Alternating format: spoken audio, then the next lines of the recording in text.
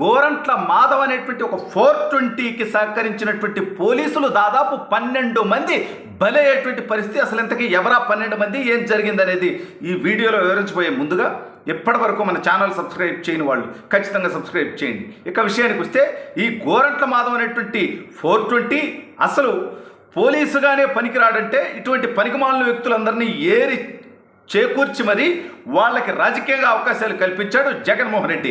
అయితే ఒక్కసారి ఛాన్స్తో ప్రజలేదో మోసపోయి ఒక్కసారి వీళ్ళకి అవకాశం ఇస్తే ఆ అధికార మదంతో అహంకారంతో ఇంకా అధికారం పోయినా దిగకుండా అలాగే ప్రవర్తిస్తున్నారు ఈ 420లు. చేప్రోలు కిరణ్ అనేటువంటి ఒక తెలుగుదేశం పార్టీ కార్యకర్త భారతిరెడ్డి గారి గురించి మాట్లాడాడని చెప్పి దానికి సంబంధించి తెలుగుదేశం పార్టీ చేప్రోలు కిరణ్ గారిని సస్పెండ్ చేయడంతో పాటు అతని మీద కేసు నమోదు చేసింది, అరెస్ట్ చేశారు. అతను పోలీసుల అదుపులో ఉండగా గోరంట్ల మాధవ్ అనేటువంటి వ్యక్తి జగన్మోహన్ రెడ్డి అనేటువంటి ఒక సైకో మనస్తత్వం కలిగినటువంటి వికృత మనిషిని సంతోషపరచడం కోసం గోరంట్ల మాధవ్ గతంలో ఎంపీగా ఉన్నాడు. అయితే అతని ఎంపీ స్థానం నుంచి పీకి పడేశాడు జగన్మోహన్ రెడ్డి. అలాగే ఎమ్మెల్యే స్థానం కూడా ఎక్కడా ఇవ్వలేదు. అయితే వచ్చే ఎన్నికల నాటికి పర్ఫార్మెన్స్ చేయడం ద్వారా జగన్మోహన్ రెడ్డిని సంతోషపరచడం ద్వారా జగన్మోహన్ రెడ్డి అనేటువంటి వికృత మనస్తత్వం కలిగినటువంటి వ్యక్తి సంతోషపడాలంటే ఒకే ఒకటి చేయాలి. ఇప్పుడు అరాచకవాద అయి ఉండాలి, 420 అయి ఉండాలి, దుర్మార్గుడు అయి ఉండాలి, దోపిడీదారు అయి ఉండాలి.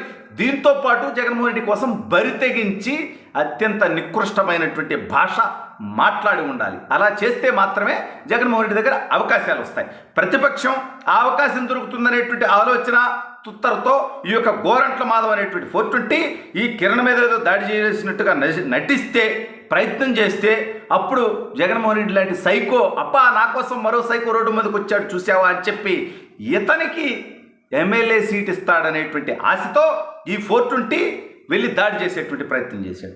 అసలు కిరణ్ని ఏ సమయానికి తీసుకొస్తున్నారు, ఏ రూట్లో తీసుకొస్తున్నారు, ఏ వాహనంలో తీసుకొస్తున్నారు అనేటువంటిది ఎగ్జాక్ట్గా గోరంట్ల మాధవ్కి ఎవరు సమాచారం ఇచ్చారు అంటే డిపార్ట్మెంట్లో ఉన్నటువంటి కొంతమంది బానిసలు, తప్పుడు పనిచేసేటువంటి వ్యక్తులు, ఇంకా వాళ్ళలో మార్పు రాలా, ఇంకా కూడా జగన్మోహన్ రెడ్డి మళ్ళీ అధికారంలోకి వస్తారనేటువంటి ఆశ ఉందేంటారా మీకు?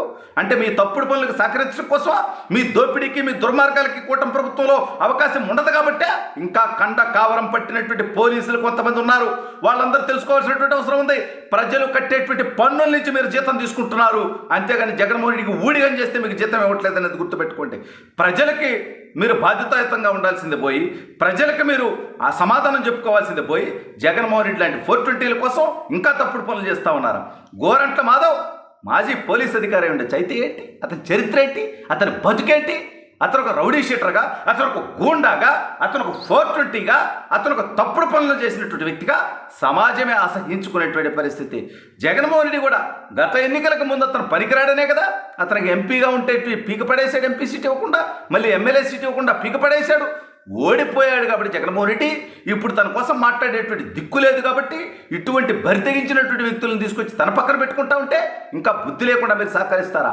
ఈ సహకరించినటువంటి తప్పుడు పనులకి దాదాపు 12 మంది పోలీస్ అధికారులు బలైనటువంటి పరిస్థితి, సస్పెండ్ అయినటువంటి పరిస్థితి. జగన్మోహన్ రెడ్డి లాంటి వ్యక్తితో లేదా ఆ పార్టీలో ఉన్నటువంటి 420లతో ప్రయాణం చేస్తే వాళ్ళ బతుకులు అనేక ఉదాహరణలు మీ కళ్ళ ముందు కనిపించట్లేదా? ఇవాళ ఒక డిఎస్పీ, 3 సిఐలు, 2 ఎస్ఐలు, 5 మంది కానిస్టేబుల్, 12 మంది పోలీసు అధికారుల మీద ఇవాళ ఉన్నతాధికారులు చర్యలు తీసుకునేటువంటి పరిస్థితి వచ్చిందంటే ఎందుకు వచ్చింది? అసలు గోరంట్ల మాధవ్ అతని భాష ఏంటి, అతని బతుకేంటి? అసలు కిరణ్ మీద దాడి చేయడానికి వెళ్ళే ముందు రోజు అతను గౌరవ మంత్రివర్యులు నారా లోకేష్ అన్న గురించి అతను మాట్లాడినటువంటి మాటలేంటి, కూసినటువంటి కోతలేంటి? ఆనాడు కియా కార్ల యాజమాన్యాన్ని బెదిరించేటువంటి ప్రయత్నం చేయలేదా? ఫ్యాక్టరీకి వెళ్ళి ఆ కంపెనీలో పనిచేసేటువంటి వ్యక్తుల్ని. అదేవిధంగా పార్లమెంటులో ఇతను వికృతి చేష్టలు చూశాం. ఇక ఆ తర్వాత ఇతను విశ్వరూప దర్శనం అయితే ఈ రాష్ట్రం అంతా చూసినటువంటి దౌర్భాగ్యం కూడా ఉంది. ఇటువంటి విధవలందరినీ కూడా పోగేసుకున్నటువంటి జగన్మోహన్ రెడ్డి ఇవాళ రాష్ట్రంలో ప్రజల మధ్య చిచ్చు పెట్టేటువంటి ప్రయత్నం చేయటం, రెచ్చగొట్టేటువంటి ప్రయత్నం చేయటం, కులాల మధ్య, మతాల మధ్య, ప్రాంతాల మధ్య. పాస్టర్ ప్రవీణ్ యాక్సిడెంట్ అయిపోయి అతను పడిపోయి చనిపోతే దాన్ని ఏదో హత్య అని చెప్పి ఆ రకంగా మతాల మధ్య చీలిక తెద్దామనుకున్నాడు. నిన్నటికి నిన్న తిరుమల గోశాలలో గోవులు మృతి చెందాయని చెప్పి ఒక అబద్ధపు ప్రచారాన్ని చేసి మళ్ళీ హిందువుల్లో ఆందోళన రేకెత్తేటువంటి ప్రయత్నాన్ని చేసినటువంటి 420 జగన్మోహన్ రెడ్డి. ఇటువంటి వ్యక్తులందరినీ పెట్టుకొని వీళ్ళతో తప్పుడు పనులు చేయించడం, తప్పుడు ప్రచారాలు చేయించడం, ఈ విధంగా దాడులు చేయించేటువంటి ప్రయత్నం చేయటం ఖచ్చితంగా హర్షించదగినటువంటి విషయం ఇది.